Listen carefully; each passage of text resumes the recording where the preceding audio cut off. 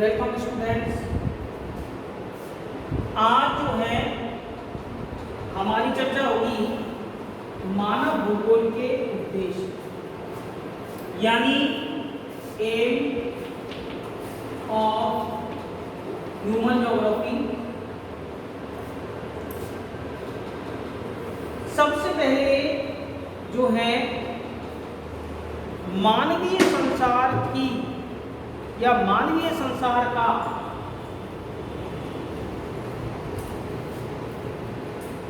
पृथ्वी के संदर्भ में संगठित ज्ञान ही मानव भूगोल कहलाता है। अब जो है मानव भूगोल के उद्देश्य के बारे में बात करें तो मानव के वातावरण के अंतर संबंधों के प्रादेशिक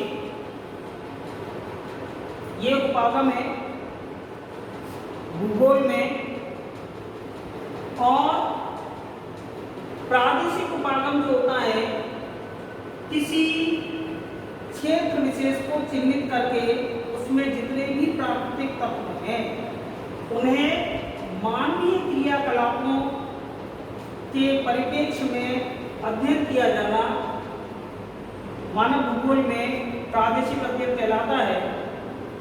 जीन ब्रूक्स ने मानव भूगोल का उद्देश्य स्पष्ट करते हुए लिखा है कि मानव भूगोल का उद्देश्य मानव क्रियाकलापों तथा भौतिक भूगोल के दृश्यों के मध्य। अब भौतिक भूगोल के जो दृश्य है बीए फर्स्ट ईयर में भौतिक भूगोल आपने पढ़ा है, उसकी तीनों यूनिटों में फर्स्ट यूनिट में स्थलाकृति, सेकंड यूनिट में वायुमंडल और जलवायु के तत्व, और थर्ड यूनिट में जो है वो महासागर और उनमें पाई जाने वाली स्थलाकृतियां। तो मानवीय क्रियाकलापों का भौतिक भूगोल के दृश्यों पर या तत्वों पर या तथ्यों पर क्या प्रभाव होता है और उन तथ्यों का मानव के ऊपर क्या प्रभाव दृष्टिगत होता है, वह संबंध या उस संबंध का अध्ययन करना ही मानव भूगोल का उद्देश्य है। अब देखिए यहाँ बिल्कुल सिंपल लैंग्वेज में मैं आपको बताऊंगा कि यदि मान लीजिए हम स्थलाकृति की बात करते हैं तो स्थलाकृतियों में पर्वत, पठार, मैदान में भी जलोढ़ मैदान और रेगिस्तान। अब देखिए मैदान की बात कर लेते हैं। एक मैदान जो जलोढ़ मैदान है यानी नदी का बेसिन है या वहाँ पर नदियाँ बहती हैं, और एक रेगिस्तान है। दोनों में मनुष्य का वितरण यानी वहाँ जो जनसंख्या पाई जाती है मनुष्य की, दोनों में अंतर है। जो जलोढ़ मैदान है वहाँ जनसंख्या सघन बसी हुई पाई जाएगी। रेगिस्तानी क्षेत्र है क्योंकि वहाँ की जो भूमि है या जो वहाँ की मिट्टियाँ हैं वो कम भरण पोषण क्षमता रखती हैं क्योंकि वहाँ पानी कम होता है। दूसरा वो मिट्टियाँ अनुपजाऊ होती हैं, ज़्यादा उत्पादन नहीं कर सकती हैं, इसलिए वहाँ जनसंख्या का क्या होगा, विरल बसाव होगा। दूसरी तरफ जो है अगर दोनों क्षेत्रों में कंपेरिजन कर रहे हैं, दोनों ही मैदानी क्षेत्र हैं, अगर वहाँ उद्योग धंधों की बात करें तो वहाँ उद्योग धंधे भी कम होंगे। यदि वहाँ कोई खनिज पाया जाता है तो उससे संबंधित उद्योग होगा। जैसे हमारे राजस्थान में अगर हम देखें तो जहाँ पर लाइमस्टोन निकलता है वहाँ पर तो वह सीमेंट उद्योग, जहाँ पे तांबा उत्खनन होता है वहाँ पर जो है तांबे से संबंधित औद्योगिक इकाइयाँ। लेकिन अगर मैदानी क्षेत्रों में हम बात करें तो ये हमेशा समृद्ध मिलते हैं। समृद्ध इसलिए मिलते हैं कि एक तो ज़्यादातर जो जनसंख्या है उसको जीविकोपार्जन के लिए जो है कृषि भूमि जो उपजाऊ है वो सुलभ होती है। दूसरा कृषि और उससे संबंधित जो व्यवसाय है, जैसे पशुपालन की बात कर लेते हैं हम, फसलों में जो भी फसल उत्पन्न हो रही है उससे संबंधित इकाइयां वे सभी वहां लगी होती हैं।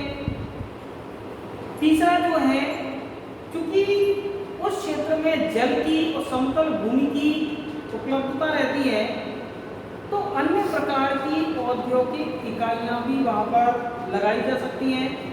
परिवहन का जो जाल होता है वो भी उस क्षेत्र में समृद्ध होता है। इसके विपरीत अगर हम पहाड़ों की और पठारों की बात करें तो वे मैदानी क्षेत्रों से क्या होते हैं, पिछड़े होते हैं। एक बात मैं यहाँ आज आपसे करना चाहूँगा कि जनरल में चीज़ कहते हैं, आपने सुना होगा शब्द अविकसित, विकसित, अर्धविकसित। हमारे भूगोल में और विशेषकर इकोनॉमी में, इकोनॉमिक ज्योग्राफी में इन शब्दों को स्थान नहीं है। क्यों? क्योंकि अगर कोई देश या कोई क्षेत्र विकसित हो गया तो फिर उसे विकास की आवश्यकता नहीं है। इसीलिए हमारे यहाँ इसको अगड़ा या पिछड़ा, अग्नि या पिछड़ा हुआ, यही शब्द हम इसके लिए यूज करते हैं। अब जो है दूसरा हम देखें, मानव भूगोल में मनुष्य के स्थानिक वितरण। अभी ऊपर मैंने इसकी बात की थी, स्थानिक का मतलब स्थान विशेष में वितरण के साथ ही उसकी भौगोलिक, सामाजिक और आर्थिक। अभी तीनों डायग्राम में मैंने बात की है कि भौगोलिक में भूगोल, भौगोलिक संबंधित तथ्य जैसे जलवायु हो सकती है, स्थलाकृति हो सकती है, वहाँ वर्षा कितनी होती है, सूर्य का प्रकाश कितने दिनों तक प्राप्त होता है उस क्षेत्र को, ये सारी चीजें। सामाजिक में जो है समाज, जहाँ मिट्टी अच्छी है, जहाँ मैदान है, जो जलोढ़ मैदान है, वहाँ संस्कृति भी क्या पाई जाती है, समृद्ध पाई जाती है। अर्थव्यवस्था, आर्थिक क्रिया भी वहाँ पर क्या होती है, समृद्ध होती है। आपने सुना होगा मेसोपोटामिया की सभ्यता के बारे में कि दजला और फरात दो नदियों के दोआब में सबसे पहले मनुष्य ने स्थायी आवास बनाए। तब से लेके और अब तक ज्यादातर जो नदियों के मैदान है वहीं पर लोग रहना पसंद करते हैं, इसीलिए वहां जनसंख्या का सघन संकेंद्रण पाया जाता है। तो आर्थिक पृष्ठभूमि में समूह गतिविधियों का अध्ययन करना, जितनी भी गतिविधियां वहां हो रही हैं, चाहे वो शासन व्यवस्था हो, चाहे शिक्षा व्यवस्था हो, चाहे वहाँ व्यावसायिक, चाहे धार्मिक, चाहे आर्थिक, सभी पहलुओं का अध्ययन किया जाना, ये भी मानव भूगोल का उद्देश्य है। इसके बाद जो है नेक्स्ट है प्राकृतिक एवं सांस्कृतिक वातावरण की शक्तियां। पहले मैंने आपको काउंट कराई, इससे पहले प्रक्रिया। इसको, इस शब्द को थोड़ा सा समझना है। एक तो क्रिया और दूसरा प्रक्रिया। प्रक्रिया का मतलब होता है जो क्रिया कई चरणों में पूरी होती है। जैसे कि डेविस के उसमें अपर्दन चक्र में भी मैंने प्रक्रम की बात की थी। तो कई चरणों में पूर्ण होने वाली क्रिया क्या कहलाती है, प्रक्रिया कहलाती है।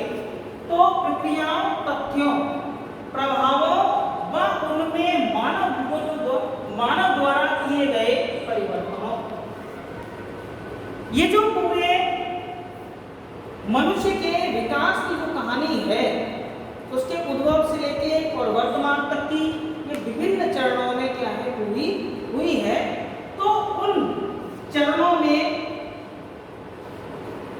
उस प्रक्रिया में उसने क्या क्या परिवर्तन किए हैं, जो भी कमियां उसके अंतर्गत थी उनको उसने क्या कर दिया, पूर्ण कर लिया। इसके बाद जो नेक्स्ट है, पृथ्वी तल पर रहने वाला मानव समूह अपने वातावरण का किस प्रकार उपयोग करता है। देखिए ये बड़ी विशिष्ट बात है। जो क्षेत्र अग्रणी है उन्होंने ज्ञान और तकनीक के आधार पर, चाहे भले भी वहां पर कृषि भूमि नहीं है, जैसे हम अरेबियन कंट्रीज की बात कर लें, समृद्ध कैसे है, सऊदी अरेबिया की बात करें, इराक की बात करें, समृद्ध कैसे, समृद्ध इसलिए कि उनके यहाँ जो मिनरल पाया जाता है, जिसे हम किसके नाम से जानते हैं, पेट्रोलियम के नाम से, उसको उन्होंने तकनीकी विकसित करके क्या कर लिया है, उसका उत्खनन करते हैं और पूरे विश्व स्तर पर उसको बेचते हैं। और आज उनकी इकोनॉमी कैसी हो गई है, डेवलप हो गई है। हालांकि उनके यहाँ खाने पीने के लिए कुछ नहीं है, अच्छी कृषि भूमि नहीं है,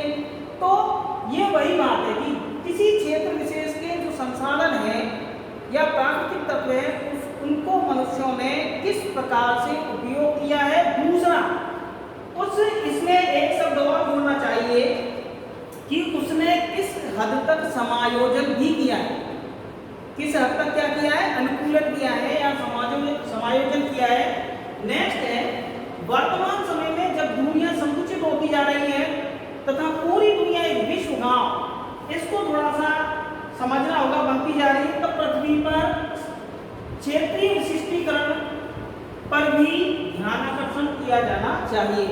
वर्तमान में हम देख रहे हैं इंटरनेट यूज करते हैं, मोबाइल यूज कर रहे हैं, आप इंडिया में बैठे विश्व के किसी भी स्थान से लोगों से आप जुड़ सकते हैं। अब क्या है, दुनिया नहीं रही, लोग एरोप्लेन से एक जगह से दूसरी जगह जा सकते हैं, मोबाइल इंटरनेट के द्वारा जो है एक दूसरे से वीडियो कॉन्फ्रेंसिंग कर सकते हैं, एक दूसरे से बात कर सकते हैं। इसका मतलब क्या है, पूरी जो विश्व है वो वर्तमान में क्या बन गया है, विश्व गांव बन गया है।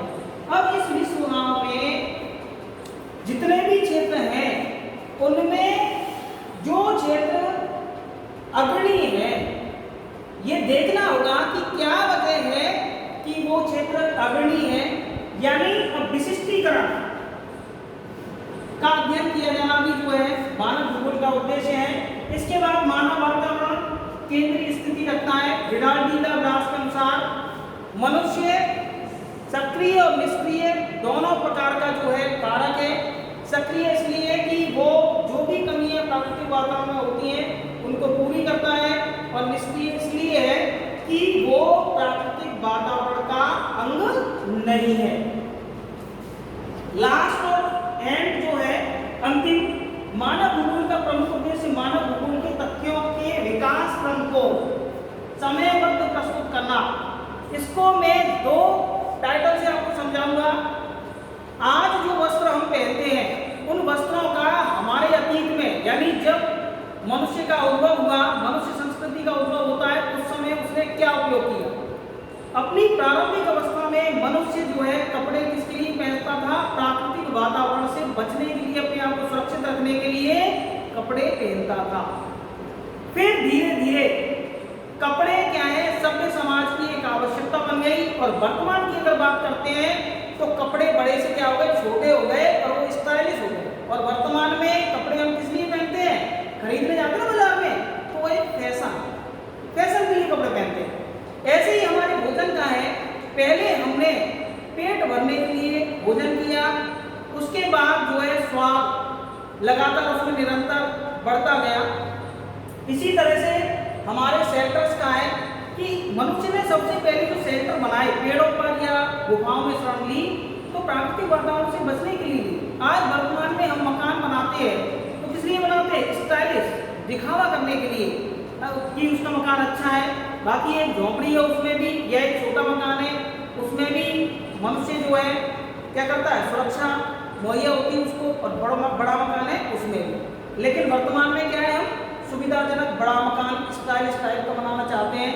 तो उस समय से लेके और वर्तमान में क्या अंतर है, इसको समयबद्ध रूप से और विकास क्रम के रूप में अध्ययन किया जाना भी क्या है, मानव भूगोल का उद्देश्य है। आज के लिए इतना ही। मस्त रहें, व्यस्त रहें।